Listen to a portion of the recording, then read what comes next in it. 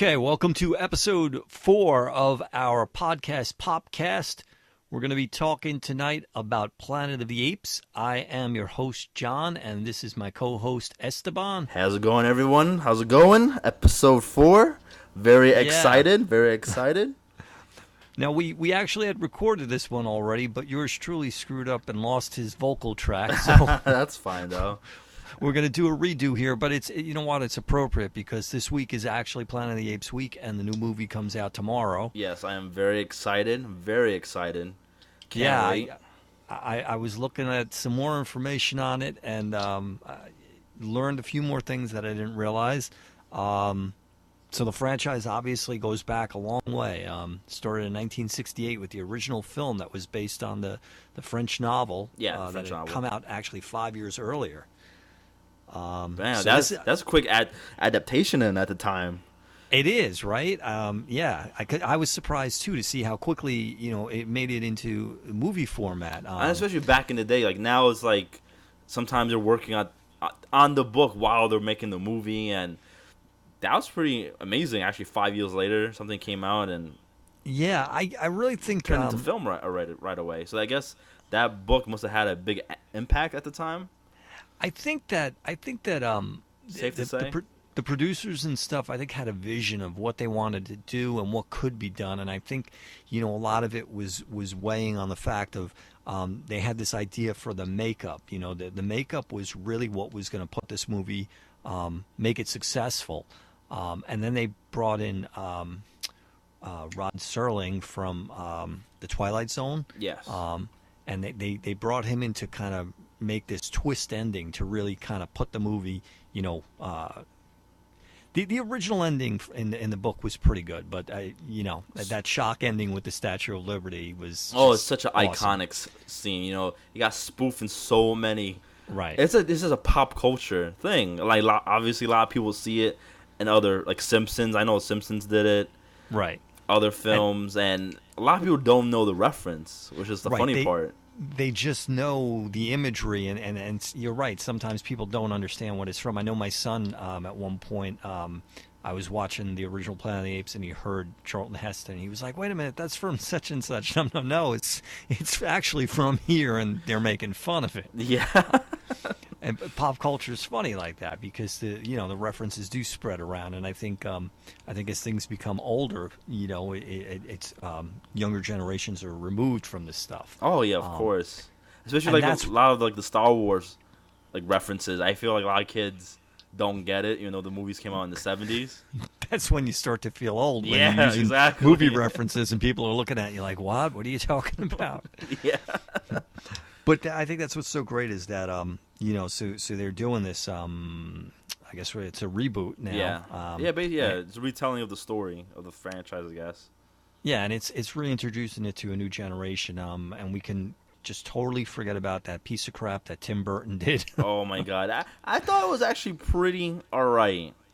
Yeah, for what it was. The thing is, and I was looking up some stats because again, we did have this conversation already. So I was looking up some stats, and it's interesting. You've got a time difference, obviously, but the first film was made on a $5.4 million budget, and it earned over $32 million gross. Now, that's just the movie tickets. They're not talking about all the franchise, DVD, toys. Yeah, and toys and stuff like that, which was huge for it. But put that in comparison to the remake in 2001, which had a $100 million budget. Wow. And it made $362 million. So, I mean, it made money, obviously, but I don't know anybody who really liked that movie. Which one? The one with the Mark Wahlberg? Yeah. Tim Burton? Yeah. I mean, you're saying you didn't totally hate it, but I took it for what it was. That's what I tend to do with films. Yeah. But I can totally understand why people didn't like it. Like, especially like, I know last time we were talking about like how the trailer, right, kind of like messed up the movie. There's gonna be this big epic battle, right? Between the built apes. It up. Between the apes. The apes among the apes, whatever. I wanted to see that. There was so much hype in the trailer. And, these guys that put the trailers together, it's an art, and they're really good at it. They could take the crappiest movie and make the best trailer. And when I saw that trailer, I was just like, oh man, there's going to be this huge battle between the humans and the apes. And of course, it doesn't happen because just when it's about to occur, that ship comes down and that little monkey gets out, and they're like, "Oh, wait a minute, this is a sign. We're not supposed to do this." That's like the funniest thing ever. I'm like, oh, that's definitely my favorite moment from the film. To come think about it. And not for nothing, but I mean, I saw the twist, and I put that in quotes, the twist ending coming. I knew that he was going to end up in a modern day, Oh yeah, of world, course. You know and that then the apes were going to come. Yeah, of course. They had to like put their own spin on the original film's twist. Right. Because that's the Planet of the Apes. There is no Planet of the Apes without the twist ending.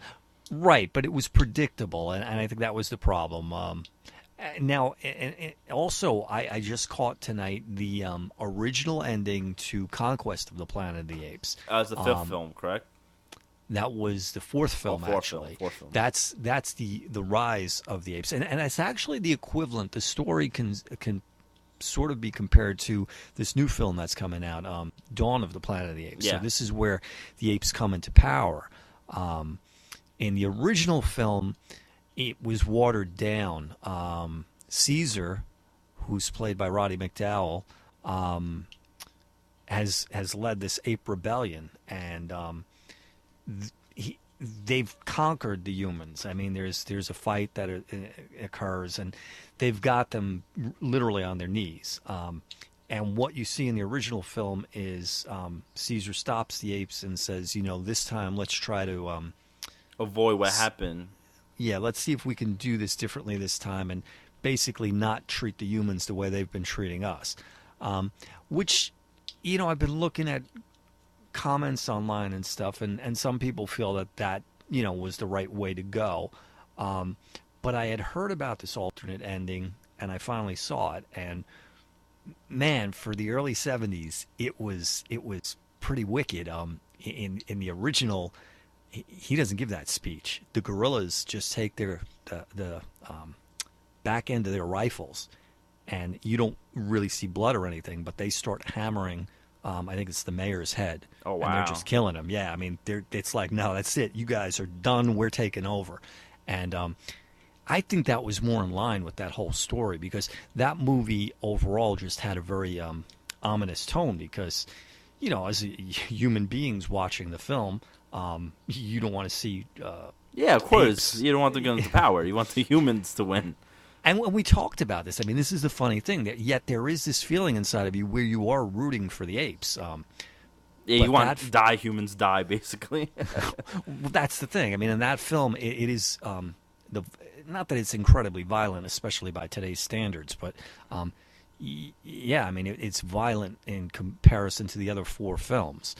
So it is a little scary, especially. I mean, I was young when I saw those films, but yet it was like a train wreck. I couldn't turn away. I loved it. Such a funny part thing with movies that you saw like as a little kid, and you rewatch them as an adult, and you're like, was I really scared of this? Like, it's going to like a little different than I remembered. It was like more realistic. Now I can see the guy's zipper in the back of his head. I didn't see that the first time. Well, this was something that the Planet of the Apes movies suffered from, a declining budget. So the first film was made for $5.4 million, second film for $3 million, third film for $2.5 million, 1.8, and down to 1.7. And of course, each film earned less, but was still profitable. The fifth film. Yeah, that's what I think. My next question was going to be was, weren't these films profitable? That's why they kept on making them. Exactly. I mean, so the fifth film cost them $1.7 million, but it made $8.8 million. So I mean, it was still very profitable for that time. Yeah. But part of that was because they never counted on the technology we have today. Nobody ever knew we were going to have DVD players where you can, freeze a frame and get a perfect shot. Yeah, that's true. And like you were saying about seeing things that you didn't notice, there's a lot of rubber masks that were used. Or things get digitally remastered and stuff, Right. So in the subsequent films, in order to save on budget, they tried to save on makeup. And there's a lot of rubber masks, and they show up when you're watching a DVD and you still it. You can see these rubber masks, and they just look awful. And of course, the apes in the original movies don't look like apes as we know them. Yeah. They're more like, I guess, human apes. Yeah, That's like yeah. the best way to describe them. Right, because they're chimpanzees are much larger than real chimpanzees. But for the time period, the late '60s, early '70s, it was mind blowing. The makeup was incredible. I mean, it looked great. And especially with this CG, I believe like they're CGI, right? The new apes. Oh yeah, They have to be, absolutely. right? So what do you prefer? Do you prefer the CGI to the makeup? Oh my god, it's tough because the makeup is an art form, and I do like appreciate that is an art form, but at the same Right, time, you really want to see some good quality stuff. right. And I feel I mean, maybe if you like blend the two, I agree. I think it should always be a combination. I think when you rely too much on one or the other, it looks bad. nowadays it tends to be CGI. They rely so much on that, and you shouldn't, because it's definitely more believable when you combine things correctly. Like like obviously you got CGI like the Hulk. Right. No amount of makeup or anything is gonna make you look like that type of Hulk. Right. Lou Ferrigno is a huge guy. I've met him several times, and he towers over me. The only way to describe him is he's a giant man. He literally is. I mean, everything about him, his neck, his shoulders, he's just huge.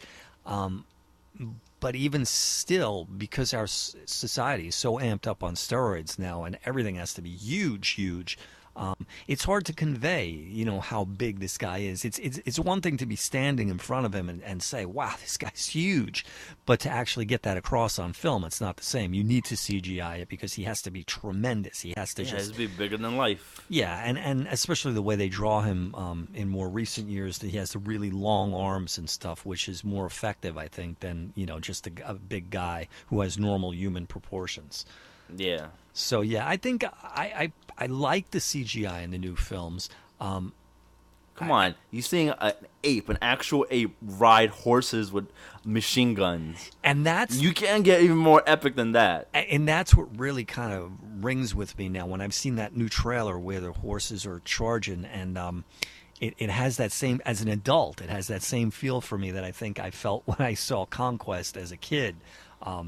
It just scares the crap out of you, man. Yeah, I know. And it's crazy because I know in the first film, I know we saw the development of Caesar, and I think the humans. I'm not sure what were the humans in the first original films, from the ones from the 60s and 70s. Were they killed off by a virus or? No, that's something new. Yeah, They're implementing. they were killed by the apes and then wiped out by nuclear war. That I guess I don't know if they've ever identified exactly why that was started. I always assumed it was a way to maybe one location said, listen, this place has been overrun by apes, take them out, and boom, boom, boom, bombs went off.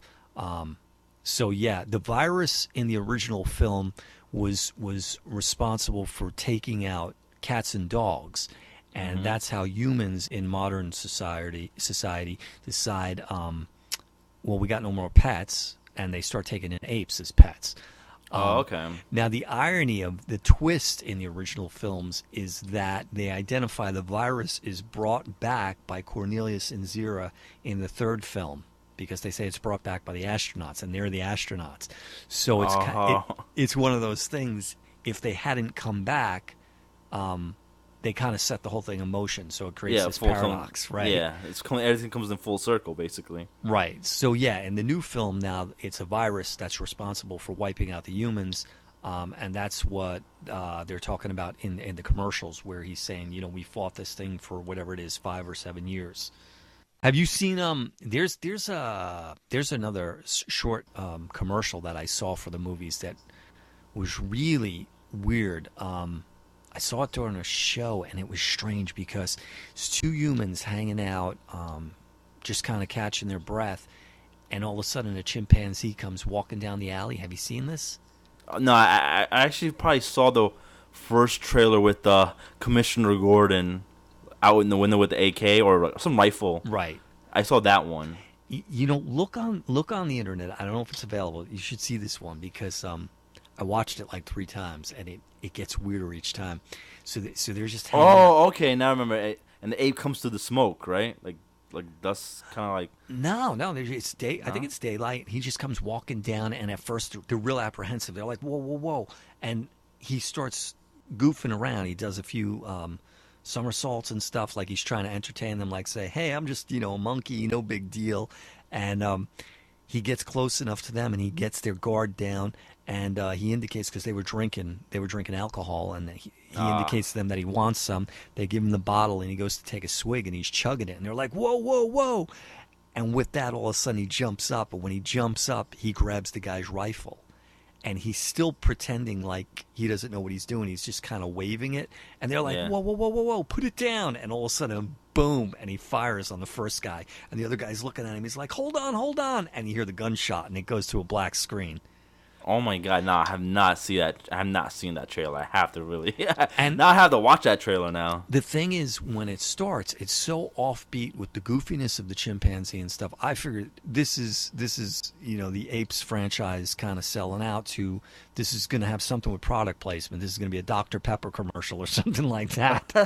And then all of a sudden, Dr. Pepper. How do you get Dr. Pepper out of monkey shooting humans? Well, because there was another movie years ago that they were doing Dr. Pepper commercials. I can't remember what it was. So it just seemed too lighthearted for the Apes movies. And then he blows them away, and it's like, holy crap! I didn't expect that at all.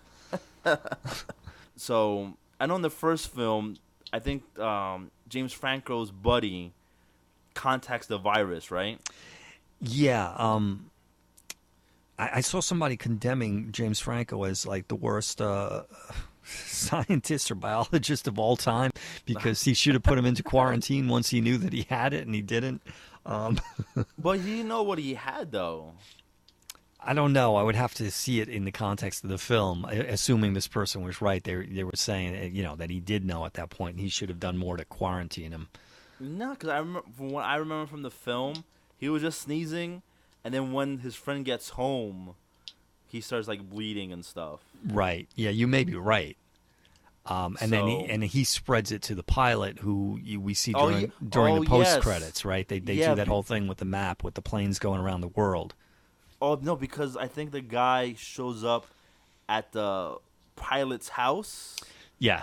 Something like that, and he sneezes on him, yes. He sneezes on him. The guy just looks at him with disgust. Sucks to be that guy. And then the pilot just spreads it around by traveling. Right. Yeah. And I mean, that is a very realistic scenario. I mean, if you had something that was easily spread that way, with the way humans travel around the globe now. Oh yeah, that definitely happened like a couple years ago. I know it happened with SARS and oh my god, I'm trying to think the other scare we had here in Jersey like a couple of years ago. Swine flu? I think it was swine flu. Maybe, right? Yeah. I know my couple schools around me got shut down because of that, and it was like originated from from like overseas or something. Right. So yeah, it's a possibility that these things could happen. The virus, I mean, it's the in the past 60s, 70s, it was always nuclear holocaust, right? Even Godzilla, that's where Godzilla is supposed to be spawned from, nuclear outage or whatever. Yeah, after the explosion, it causes these monsters to be formed. And I think the big thing nowadays is the virus, because you look at how many films use the virus as the vehicle for the cause. 28 Days Later, right? Zombies, the whole entire zombie craze now. Right, and it's usually based on a virus. There was the film with Gwyneth Paltrow. I can't think of the name. Contagion. Yeah, that's the one. Mm-hmm. Yeah. So I think this is the thing that a lot of people are fearful of nowadays. Oh yeah, of course. That's what films do, or any material. They use whatever we're scared of at that time period, right, and just make it even more scarier. So I actually kind of believe probably that's why zombies probably took off, because the whole entire scare of like anthrax and like all these things you can probably just catch and just breathing on each other. Well, did you see, not to switch topics here, but did you see what was going on about 2 years ago down in Florida with all these guys doing the bath salts? Oh my God, yes. They were turning into zombies. Yes, I totally remember that. They said that the reaction was you would start to get very hot, so these guys would take all their clothes off, they'd run out into the street, and it started. There was 2 or 3 instances where they literally bit another person, and one of them was really bad. Like, I mean, he was like taking chunks out of this homeless guy. Yes, I remember that incident. It was like on the highway or something. Yeah. I remember that one. And then I actually read into like the whole entire bath salt thing. This actually happened a couple of times in Florida. Is that one for some reason made national news or whatever. But I remember I read another story that this one guy was on bath salt and he was walking down the street naked, but he didn't attack anybody. He just was able to rip open his stomach and start pulling out his intestines from his own stomach. Okay, so doing bath salts is not a good idea. I mean, put them in the water, but that's about it. I didn't even know you could do that with bath salts. I don't even think honestly, I don't even know anything about the drug, but I just know it's bad. That's it. You know, well, the internet is too much information out there, and people find stuff out just by looking it up. So it's better to know than not to know, because if you don't know, you can get in a lot of trouble. But yeah, so viruses, I mean, are the big thing these days, and so yeah, it's a big scare. That's why so many virus movies, I guess. So it's going to be interesting to see where they go with this whole thing. I know you were saying you think that you kind of felt like this was going to be it. You know, they were going to do these 2 films, and that was going to be it. But I mean, I would love to see a third film, but honestly, I don't know what would the third film consist of. Well, I think this is the way movies go nowadays. I mean, it used to be, once they started getting sequels that were successful, you really went for 3, you know, and most actors got off board after 3 because they didn't want to be tied down to that character and stuff. But it's the opposite now. And again, if you go back, people want to be tied down to a character now. Well, I think that Hollywood has better control over the actors, that they can manipulate them a little bit more. That, you know, by saying, you know, stay involved with this project, and we'll make sure that we continue to get you roles in other films. That too. Whereas in the old days, it was kind of the kiss of death, and also used to have where TV and Hollywood were very separate. You know, people who were on TV were not in Hollywood movies, and vice versa. If you were doing films, you weren't going to appear on TV, and that's kind of changed because the whole nature of TV has changed now. Oh my God, because you know what it is. I feel movie stars. Mm-hmm. It's easier to get money by being on TV. I think that Hollywood and TV are just much more closely related now because, you know, back in the day you had 3 networks, and so it was a very different business model. Now you've got cable TV and you've got hundreds and hundreds of channels to choose from. No, I just think the money's there more, because think about it. All these crazy stars are getting like $2-3 million an episode, or just some ridiculous amount of money per episode. And I feel it's easier just to be on a TV show, that does like 20 episodes a season. Right. You get paid more. Right. And it's easier, and I get to stay in one character for like the rest of 10 years. That's I think that would be awesome. Well, the way they write stuff too. I mean, X-Men, the latest X-Men film, Days of Future Past, had this ensemble cast. I mean, there were so many people in that movie, and yet if you really sat with a stopwatch and added up how long each person was in the movie, it wasn't very long, you know, aside for somebody like Wolverine, you know, who's the main character. Yes. Yeah. Of course. They should change the movie to Wolverine and the X-Men. Or Wolverine featuring the X-Men. Because that's what Future Days of Past was. Well, I was really... Wolverine. Or Wolverine Back to the Future. I was really surprised that Rogue's scenes were completely cut from the movie. She only appeared in the ending. Very end, yeah. Apparently there was a whole other story with her that they just cut the scenes because they felt the continuity flowed better. Maybe they'll put it in on one of the discs. Oh, yeah, delete scenes, but I think that's the problem with X-Men. I think they have way too many people in the movie. Way too many people, and that's why each character only had like a couple seconds of screen time, or whatever. Right, right. And I feel that probably could happen with Avengers. Yeah. If they keep on adding too many people. Right. Right now they have a lot. I feel they have the cast is just perfect number. Mm-hmm. But I feel like if you add one more person, I think that might mess up the balance. I feel. Yeah, I mean I think it's good to keep it fresh, to add some new chemistry and stuff. But yeah, like with the X-Men, there was just way too many characters in the movie this time around. Yeah, well, that's why they had to kill off a couple. Like, I know Magneto's freaking gang in the first one, the First Class. Yeah. They're not even in the new one. They're Right. all dead. Yeah, well, and they explained it, too. So, yeah, so they had to kill off people to make room for other people. Right. But with this thing with the budget, so I was talking earlier about the budget for the original Planet of the Apes movies would get smaller, and that was typical in the old days. Where, if we're making a sequel, we're putting less into it. I mean, I think you saw the same thing with the Superman franchise, but nowadays it's completely the opposite. So they're getting more and more money. Right, Rise of Planet of the Apes was made for $93 million, and this new one, Dawn of the Planet of the Apes, is actually $120 million. Oh wow! So that's a considerably bigger budget, which means they're banking on the fact that they're going to make a pretty good profit. That to me says that they're looking at this as a long-term franchise. They're planning on going beyond 2 movies. Yeah, I believe so too. I do definitely agree because now these days I feel they're trying to do the whole entire Lord of the Rings, Harry Potter type of thing. Right.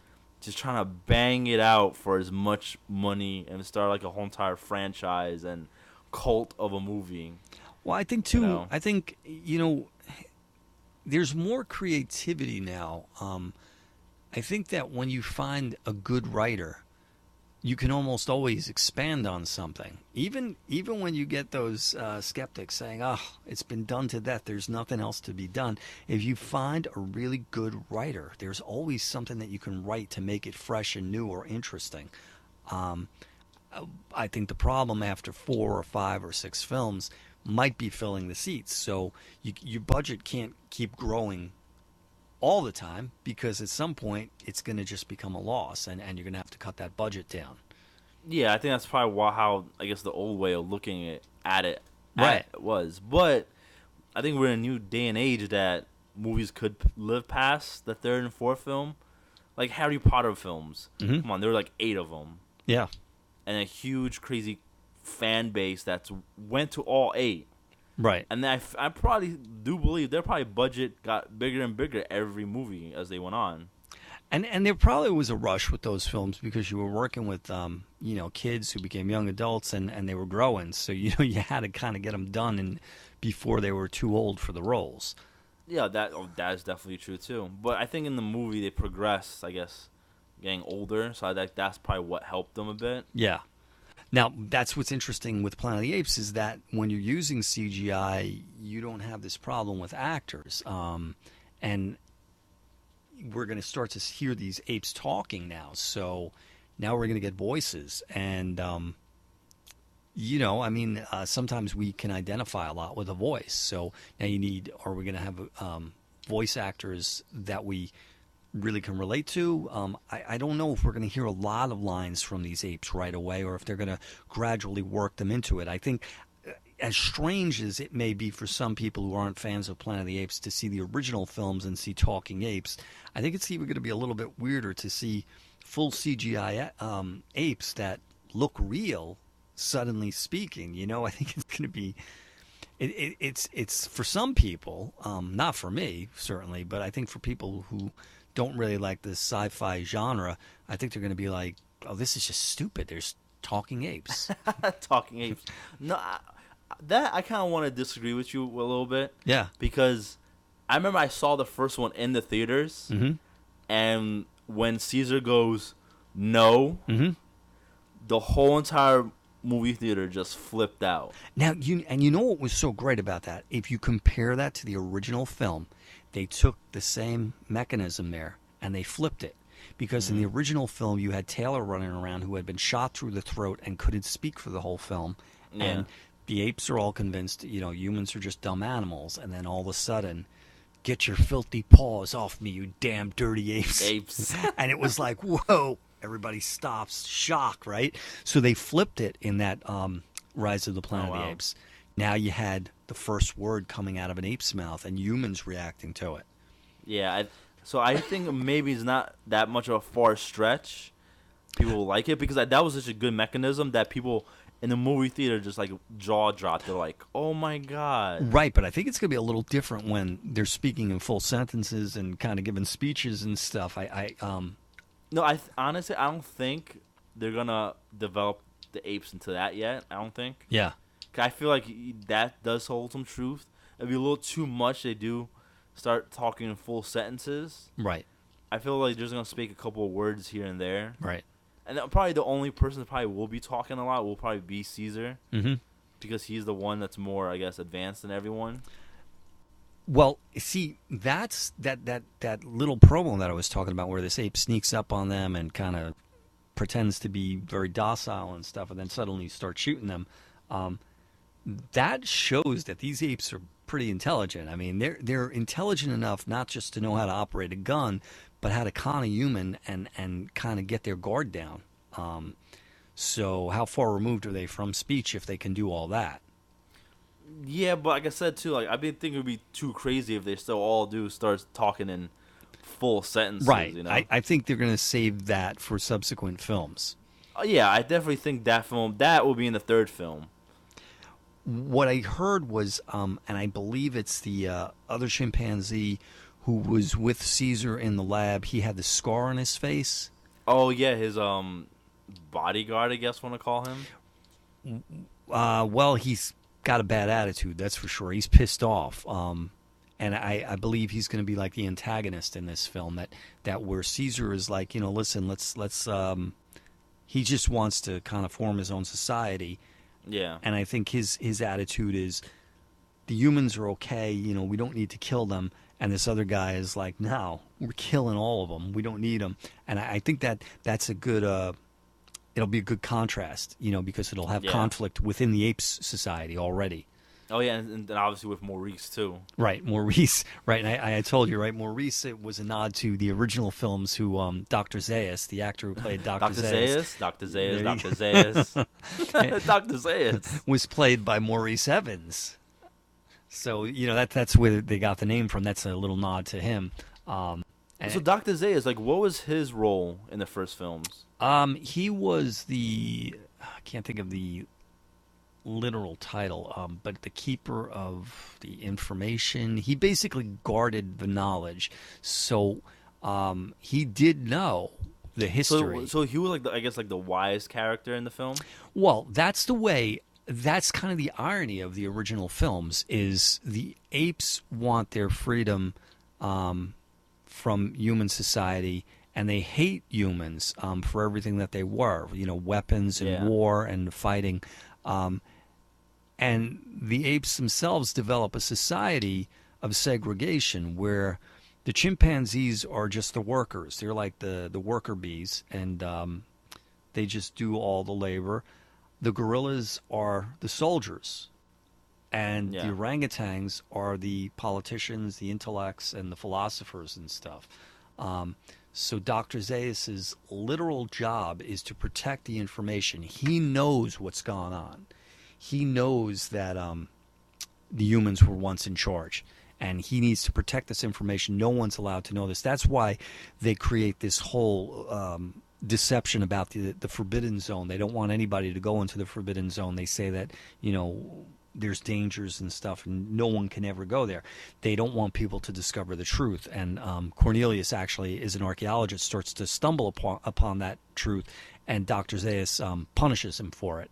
Destroys the doll. Remember the doll they found at the end, the human doll? Oh, yeah. So he destroys that because he has to destroy and hide anything about that. And that's why he says to Taylor, watch out what you're looking for. You may not like it, because he knows what he's going to find out there. And it's when he finds the statue. Right, shortly after that. Mm-hmm. Poor Taylor had to learn the hard way. Yep. But he did ride off into the sunset with Nova. Oh, yes, with Nova. Now, it's funny. They're doing Planet of the Apes week on Sci-Fi, and which I'm sure you don't know this, but that was spawned from in New York City on ABC TV in the 80s and 70s. They used to have Planet of the Apes week, which was the 4:30 movie on Channel 7. And from Monday to Friday, they would play the Apes movies. And 6 o'clock, the news would come on. So they only had 90 minutes plus commercials. So they couldn't even get through the first movie on the first day. So you would watch the bulk of the first movie on the first day. Yeah. And you would see the ending the second day, and then they would go right into the second film, and they would mix it up sometimes. You'd usually see the first 3 or 4 movies. I don't think they ever really made it to the 5th one. And then once in a while, they would do where they would take the TV series, and they would do that for a week long. Oh, yes, the TV series. Totally forgot that. Yeah, so that's what kind of brought about this whole Planet of the Apes week. Yeah, I used to look forward to. I mean, it was the only time I watched the 4:30 movie because I love Planet of the Apes, and we didn't have cable, we didn't have VHS, we didn't have. You couldn't rent movies, you couldn't see them any other way. You had to watch. Yeah, sit down and watch TV. Yeah, that was how I got turned on to Planet of the Apes. It was in reruns on the 4:30 movie. So yeah, there was the TV series, which was short-lived. I mean, it was on for only 1 season. And there How was many episodes were in the first one? Or how many episodes in that season, I guess? Not a lot. Maybe 15, maybe it was only 15, maybe less. And it was on CBS, I believe, which was kind of a weird choice, although CBS also did The Incredible Hulk. Yeah. So they were kind of taking chances with, these kind of oddball stories. The problem with the TV series, I think it suffered from The budget. Well, not so much that, but they had to make it more for a TV audience of the 70s, and CBS of the 3 networks was definitely the more mature audience. So I think they could have made it very intellectual. I think if they had modeled it more after like Star Trek with these kind of Star Trek, yes. like the original Star Trek stories where they had these kind of real intellectual with twists and stuff, I think it could have worked better, but instead it kind of... Yeah, I would imagine Star Trek was working well during that time period with William Shatner and stuff. Well, but the only thing to remember is that Star Trek set out on a 5-year mission, and it was canceled before they even made it to those 5 years. So I think that, I think that the whole sci-fi genre was still... it was still in its infancy. I don't think it had as big a following as it does today. I think, nowadays you would have enough fans, obviously, to support a show like that and keep it on for a much longer period. But the Planet of the Apes TV show, it was almost a little watered down. The stories were kind of, they were TV stories. They weren't movie stories. Wait, I don't want to cut you off, but so I'm still like bugged out. So Star Trek, the original Star Trek, with William Shatner, that got canceled? Yeah, there's a great... Wow, I didn't even know that. There's a great Saturday Night Live skit where they do, like, they're the Enterprise and stuff, and that's what Captain Kirk is bitching about, that we're on a 5-year mission. We haven't completed that mission yet. So, yeah, it got canceled. I always talk about Mego, and Mego, of course, had huge success with Planet of the Apes, and Planet of the Apes was one of the first movies to just blow up with merchandising.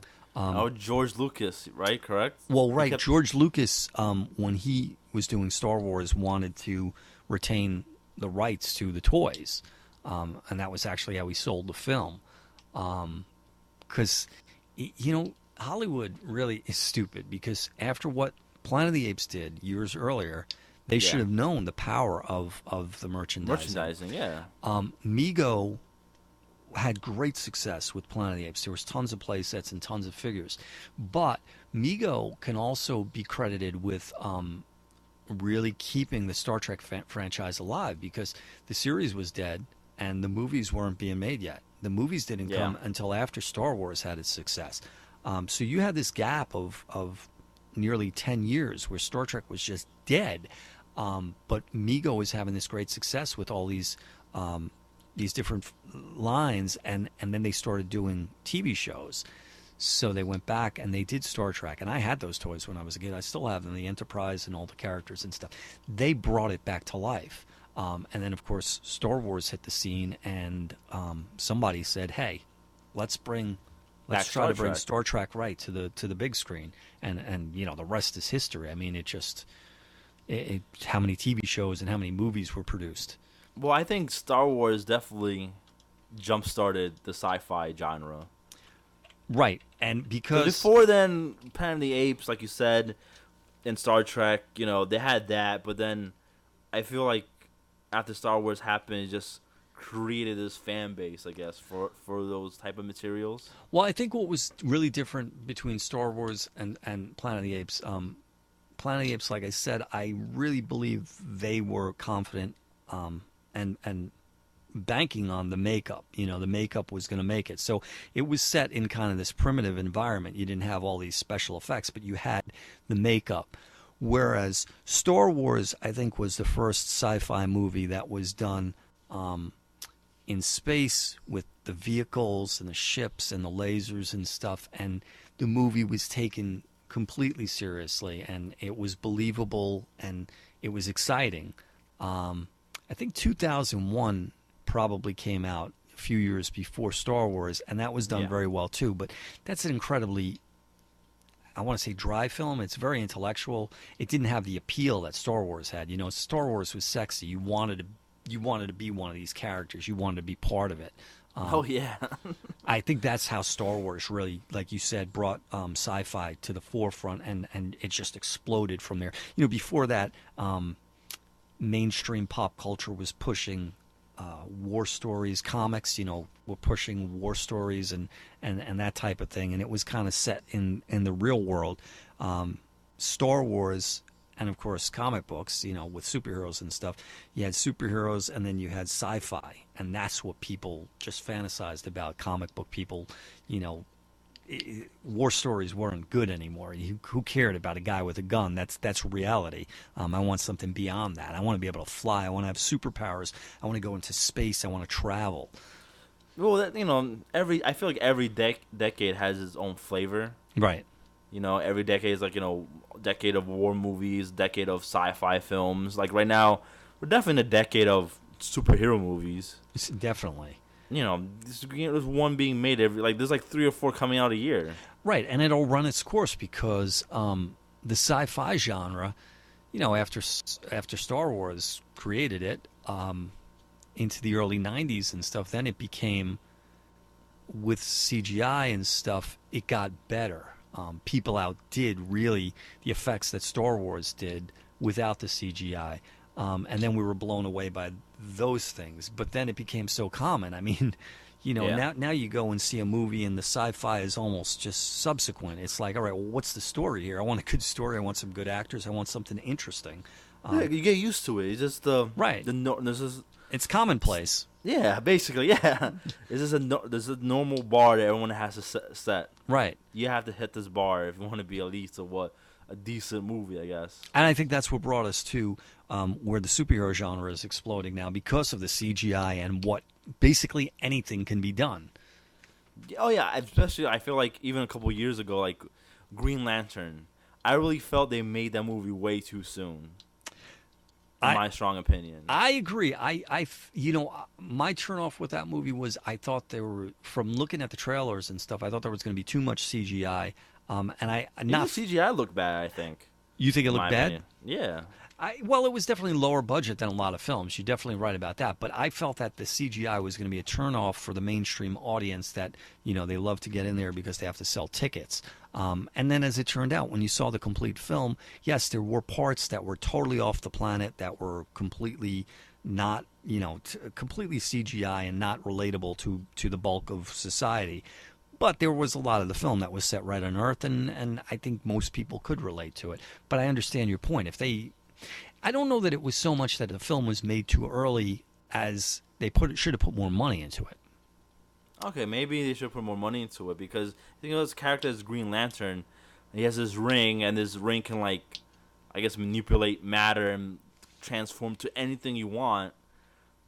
I think that's going to be a lot of CGI just for that. Well, and I'll see you on that, and I'll raise you a Fantastic Four because I feel that they did absolutely nothing with Mr. Fantastic in the Fantastic Four movies. I mean, the stretching effects that they did were stupid. You know, he stretched his face out, he made his jaw bigger, and because even I feel like they didn't want to push it because they weren't able to do that with Mr. Fantastic. You think? I mean, maybe. I mean, they could have done a lot of better things with him, but I don't think they knew.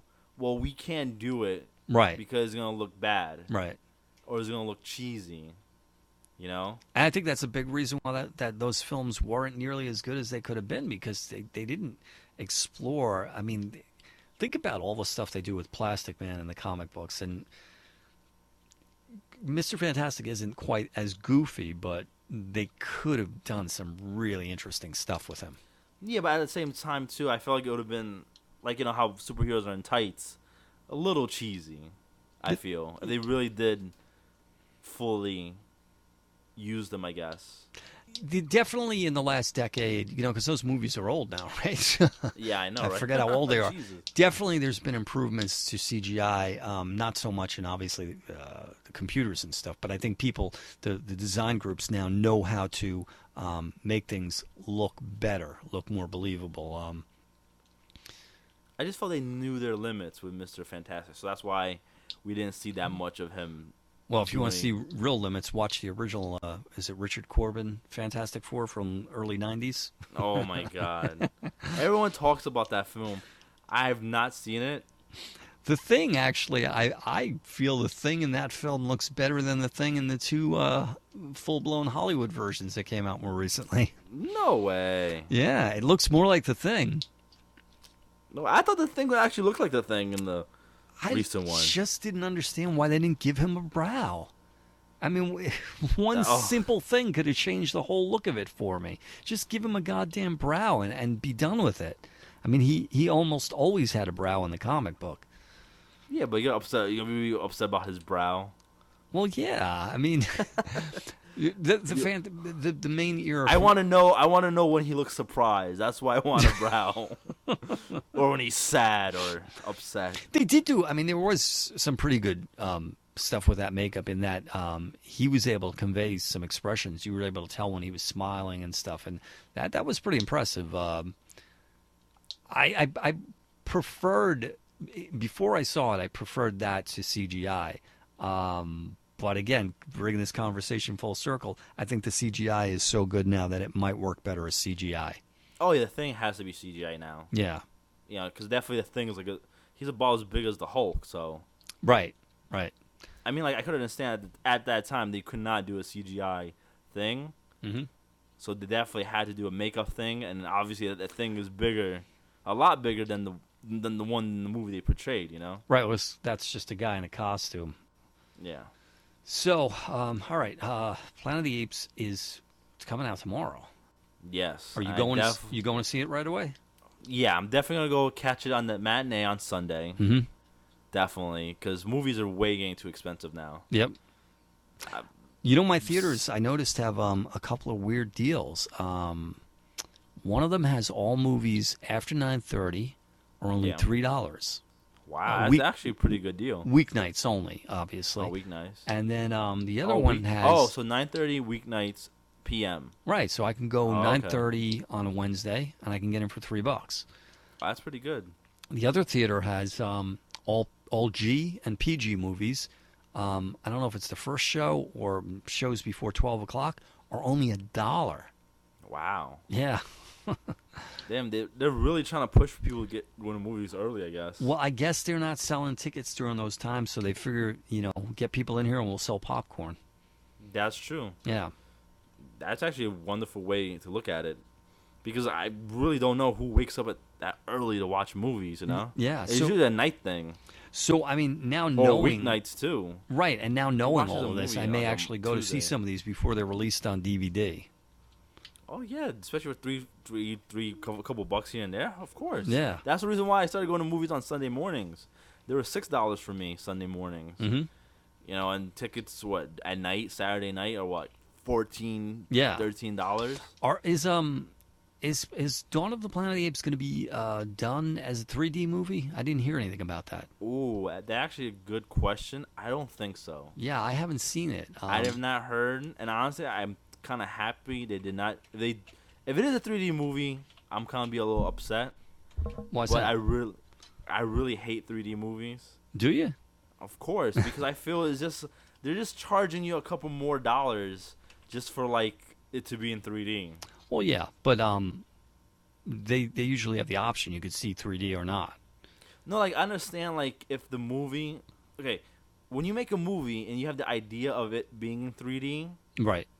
So the director will know, like, okay, I gotta put more things in the movie that's gonna pop out. Right, I see what to you're make saying. it worthwhile. But if you put any movie in 3D, it just might as well just watch it in a normal version because it was not made for 3D. Well, you're not getting the extreme effects like you're talking about. But the thing is, so much of these films now is CGI that all they have to do is shift the camera 3 inches and shift the angle, and boom, you got a 3D movie. Yeah, no, but like for example, I know like when I watched Toy Story, I had to go see it in 3D because that's all they had left for like the first showing, right?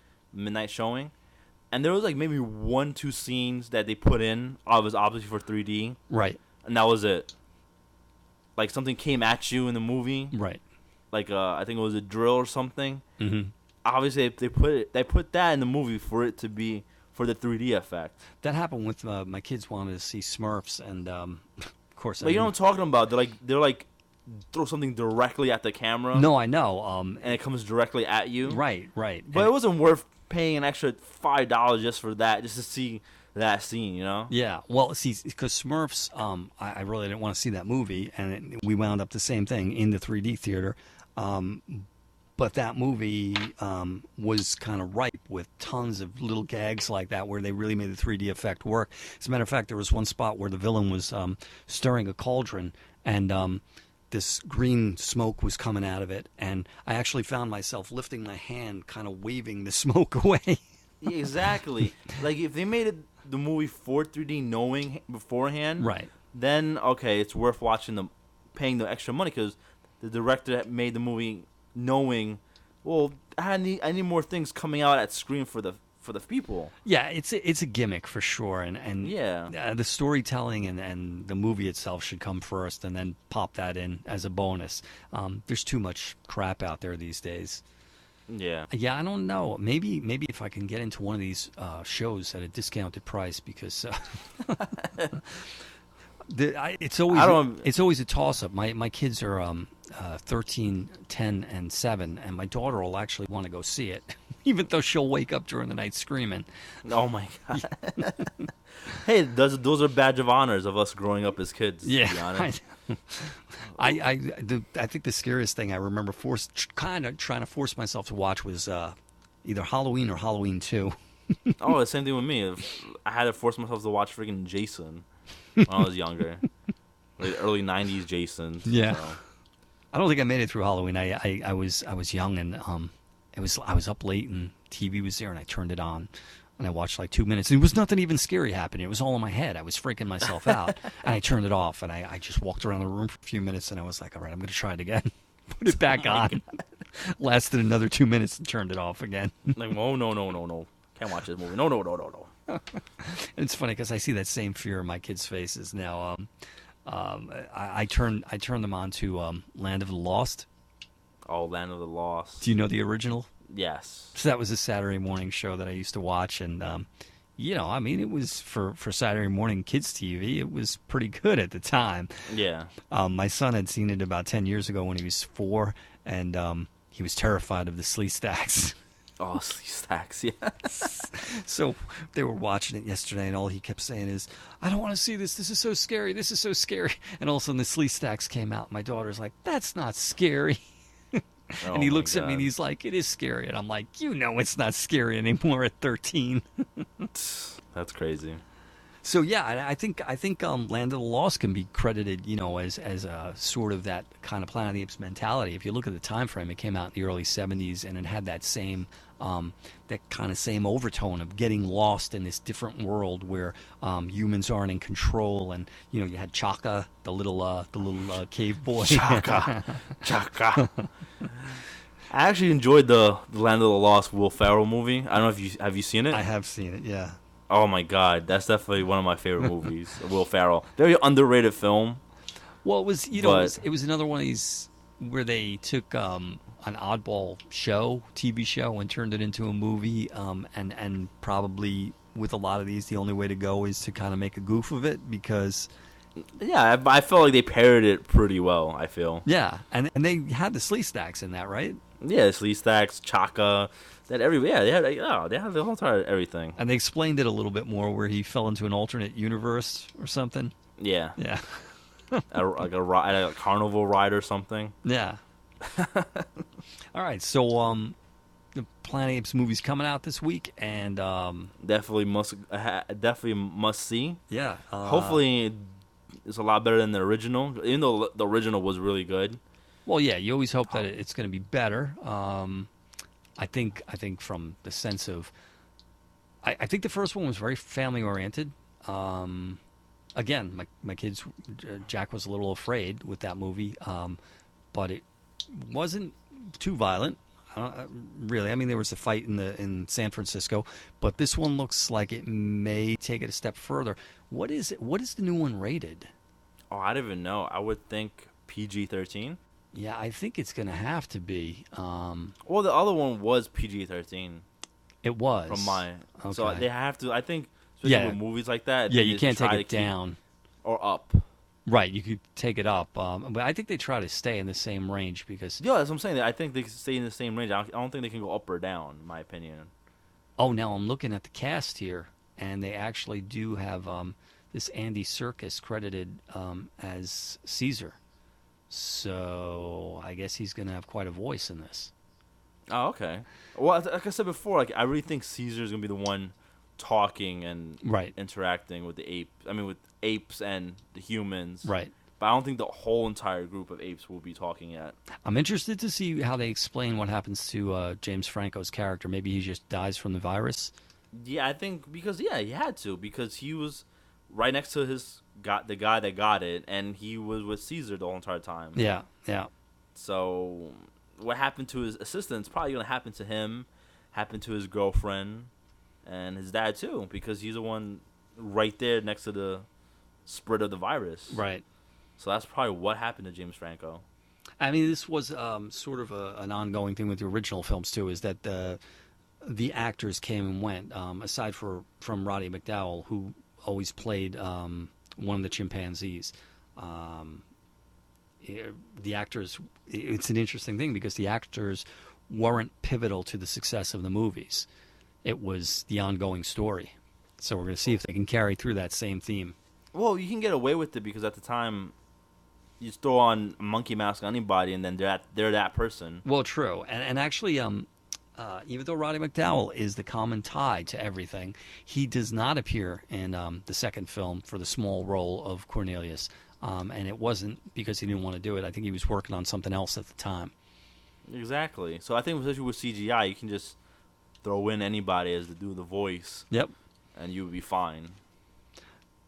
All right, so Planet Apes coming out this week, and then in a couple of weeks we got Guardians of the Galaxy, which we've discussed already. Yes. But really I know excited for that film. I know you said you picked up your Rocket Raccoon. Rocket Raccoon. Oh my God! Quick thing, I was able to pick him up from my local comic book shop. Mm-hmm. Gave me a good price on it. You know, even though it was a $20 figure, they sold it to me for $25. So I had to pick it up. I couldn't say no to that. Yeah. You know, $3-4, a little bit more than what it should be, but I don't mind because that's probably the money I would have wasted on gas anyway, looking for him anyway. Yeah. Time becomes money after a while. So you're going to try to get the whole series to build Groot now? I mean, at this point, might as well. I already have the torso, the two arms, and the left leg. Yep. Might as well just finish them off. Just get Gamora and Drax the Destroyer. Yeah. Drax, I'm a little disappointed with that one because it doesn't look like Drax at all in the comic book. Oh, well, it's supposed to look like fucking Dave Bautista. I know. He was at the Philly Comic-Con a few weeks ago. So, yeah, it has to look like... And then, you know, Star-Lord kind of looks like Chris Pratt, so... Right. Now, and you get the Rocket Raccoon from the movie, not the Rocket Raccoon that we're normally used to seeing. Which Star-Lord did you get? Because there's two versions. There's a masked one and an unmasked. Oh, no. They're the same version. Oh, all right. I'm confusing it with the Pop Marvel figures. Oh yeah, the Pop ones are masked and unmasked, I think. Yeah, you're right. Mm-hmm. But this one, you can flop out the heads. Okay. So yeah, I guess you're kind of right on both parts. Well, right. Yeah. They had Nova and Iron Man in this series. Yeah. Yeah. Now, so you only need Gamora and Drax? Yes, that's all I need, and I'll be able to complete Groot. This is my first Build-A-Figure that I'm actually going to be able to complete. All right, well, we're going to want to see pictures. Oh, definitely. Of course. I mean, I already posted one picture with the top torso I have completed of Groot. Mm-hmm. So I was able to take a picture with the rocket on his shoulder. So like it kind of like looks like he's standing, but it's really just nothingness under his torso. So Right. All right, so we're going to look forward to seeing your pics of the Groot Build-A-Figure, and we'll see how this goes with Dawn of the Planet of the Apes. I'm John CROC for the Popcast, and you are... I'm Esteban, and don't forget to check me out on Instagram, Facebook, Twitter to see all my cool stuff that I post, and ActionFigureKing.com. Yeah, ActionFigureKing.com, and we'll be back with our next Popcast. We're going to talk about buying and selling and the tragedies that can occur. See you soon.